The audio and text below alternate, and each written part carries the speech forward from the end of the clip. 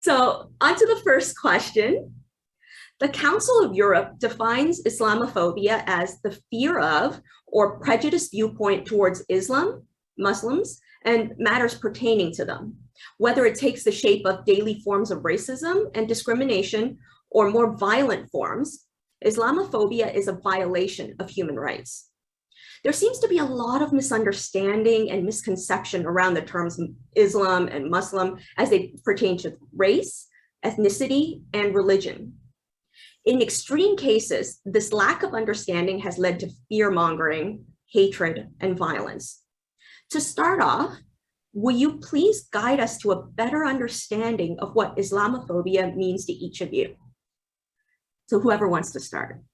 I can start. First, I want to say that, Muslims are diverse and Islam is diverse too. So the sphere of Islam or fear toward Muslims, issues that we have to remember. There is the matter of intersectionality that is important in this, meaning that the level changes as, Muslims look different and the Islam they practice would look different to those who are not Muslims. But in order to deal with Islamophobia or give a sort of understanding of Islamophobia or tackle Islamophobia, one can go to the roots, historical roots of, what happened at this started. What happened that this fear of Muslim that right now is becoming like a hatred toward Muslim because it's coming into a practical format. So what happened? According to my research, and I'm ready to be challenged, it started in 1979 when in Iran, the Islamic Republic of Iran began. The West started to think, there is a possibility for a republic, an Islamic republic. And Iran started somehow to export the ideas to the other countries in the Middle East. In the meantime, Soviet Union took over Afghanistan because they were scared of Chechen and Chechen Muslims. This grew up, this fear that there is going to be a second power in the Middle East. So Islamophobia has different levels. It has political level, it has social / individual level, and it has academic level. There is visible Islamophobia, overt Islamophobia, as we see, for example, the West would attack, for example, Afghanistan, or in the name of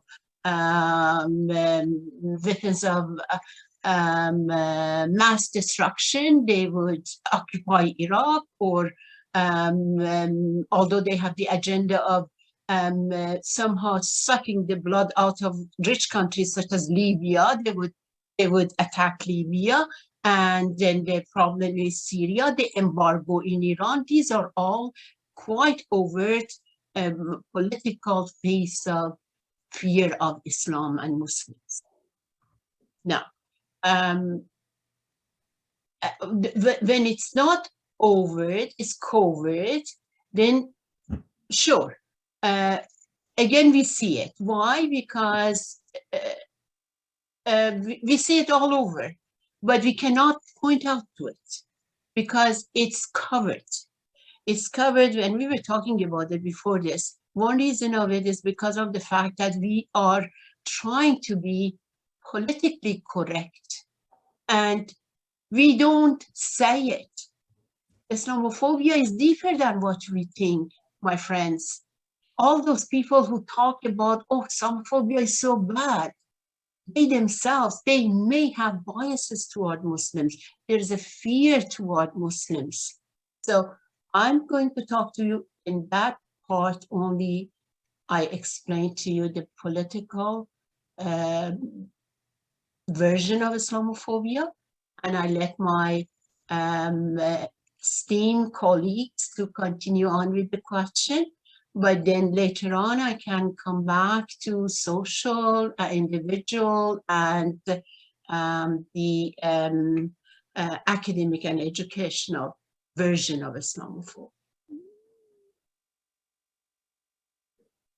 Forum is yours. Memona, I'll go after you. Thank you. Okay. Assalamu alaikum. May peace be upon all of you. I do want to acknowledge that I am on the treaty lands of the Mississaugas of the Credit this evening. And I want to personally recognize that it is, as a Muslim in my faith, service to humanity and standing up for injustice is a principle in the Quran. And so I hope to walk with our Indigenous communities in their journey of healing and support them in whatever way I can.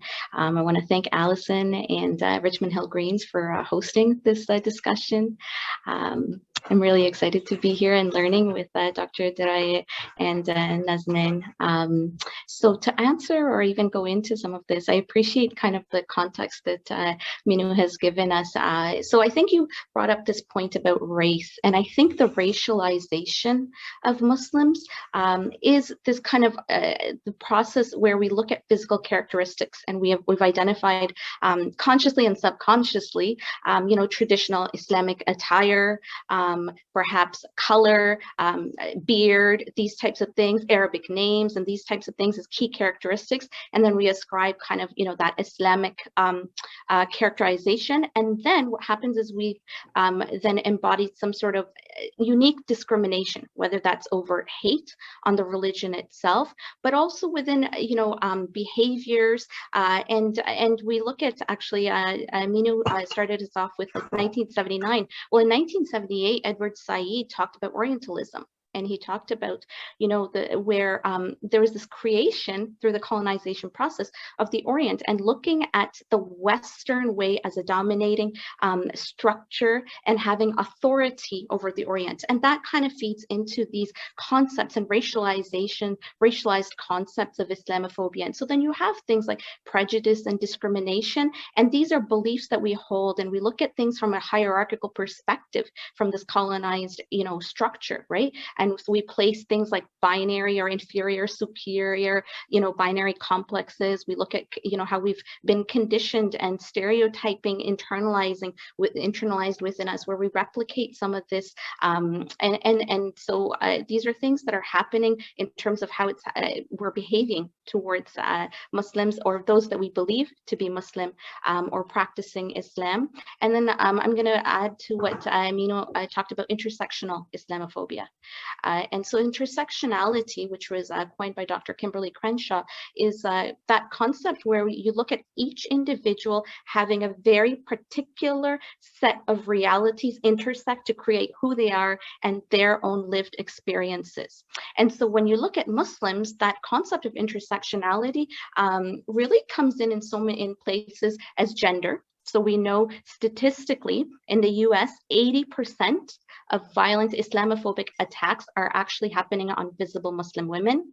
We know in Canada, when we look at the statistics between 2010 to 2018, 45% of acts of hate that were targeted towards Muslim women were acts of hate towards Muslim women, and Indigenous women also are part of that.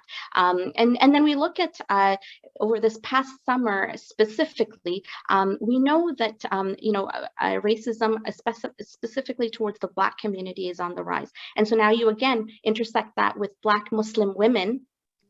You look at them being there's a sharp increase of Islamophobic violence towards that community as well. So you're looking at, social behaviors, looking at cultural ideological pieces. You're looking at also at institutional and systemic layers to Islamophobia. And so there's a lot of unpacking here to be done, and I'm sure Nazanin will add to this.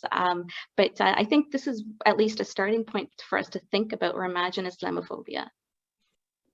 Wonderful, thank you. Salam bar hamigi, اسم من نازنین هستش. Hello everyone. I'm dialing in from the just to start us off, from the unceded stolen lands of Musqueam, Squamish, and the Tsleil-Waututh and the Coquitlam, or what is known as Burnaby by the Salish Sea, so on the west coast of Canada. Listening to Minoo and Memona, it's been like, I was just smiling because I was like, we've never met and you're speaking up my heart. It's just been really lovely, honoring, and affirmative to hear you and to listen to you. And I hope that I can add to what Islamophobia means to me personally. So like, Minoo started us really well in terms of like categorizing it's political, it's systemic, it's individual, and it's social, and it's academic.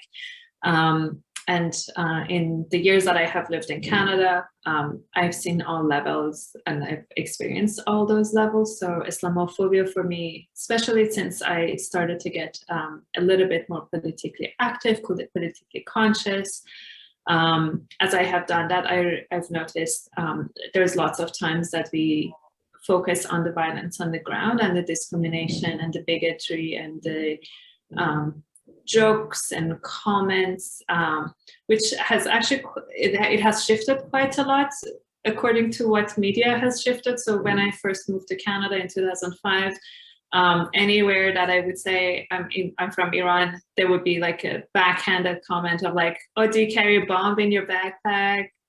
That kind of stuff. And at the beginning I was like, okay, I guess that's funny. Like, I just didn't expect Canada to have racism because Canada has a very like washed up image internationally. And then actually that's changed quite a lot over the years. So we don't really hear that. And if we do, HR or like calling out the community is an option to go, and it's taken a little bit more seriously.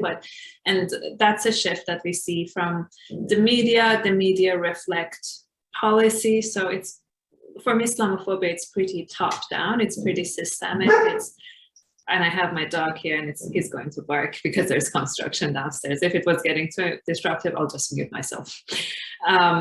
So for me, it comes from the systems, and the system just trickles down into people. We inform the policies and the structures informs how people feel, what people fear of. So when we hear axis of evil, like that has followed the Middle East for quite some time. Even the term Middle East, like I didn't know I was Middle Eastern until I came to Canada. I was not Middle Eastern, by the way. I was Asian. Like, as far as I was concerned, Iran was in Asia, I was Asian. And then I came here, I was like, oh, I'm not Asian, I'm Middle Eastern. Good to know. So like from that political, that structural top down, we see many formats of it, from the bills that are being passed, from international laws, from which countries get sanctions, which countries get searched, which countries get bombed, which countries are called barbaric. And actually, like, I specifically mentioned barbaric because I think the only place that I have read barbarism officially is in the citizenship booklet. So if you want to become a Canadian citizen, there is a sentence in the citizenship booklet that says, we highly discourage new immigrants to bring their barbaric practices to Canada. And I did a little bit of digging, and it was the agreement that they came into by the Harper government when they were referring to genital mutilation, so that they wouldn't want to mention that. So they were like, well, let's tell these people, Muslims, not to be barbaric in Canada. And as you learn about colonization, you're kind of like, who are you telling not to bring barbarism to Canada? So very much as Memona was talking about colonization and Islamophobia, it's just another arm of colonization, in my opinion, whether from Europe, from the US, the imperialism, it's just another arm of Islamophobia. On the ground, what it looks like also, it doesn't discriminate in terms of, yes, Muslims are very diverse, but Islamophobia doesn't really discriminate. So if you're Sikh from East India, from Pakistan, it really doesn't matter, like if you're Buddhist or Hindu,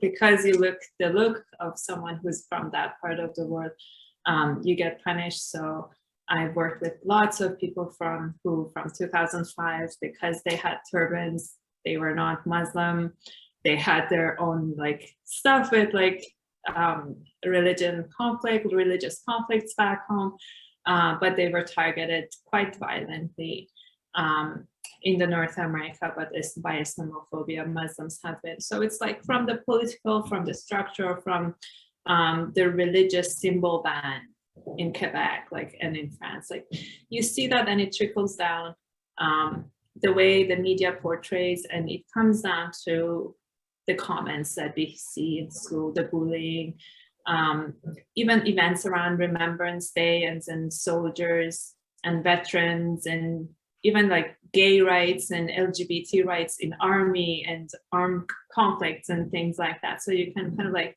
trace it down, but it comes in from that kind of like exploitation, political, global laws. So it's all encompassing, and you can trace it back to the very top.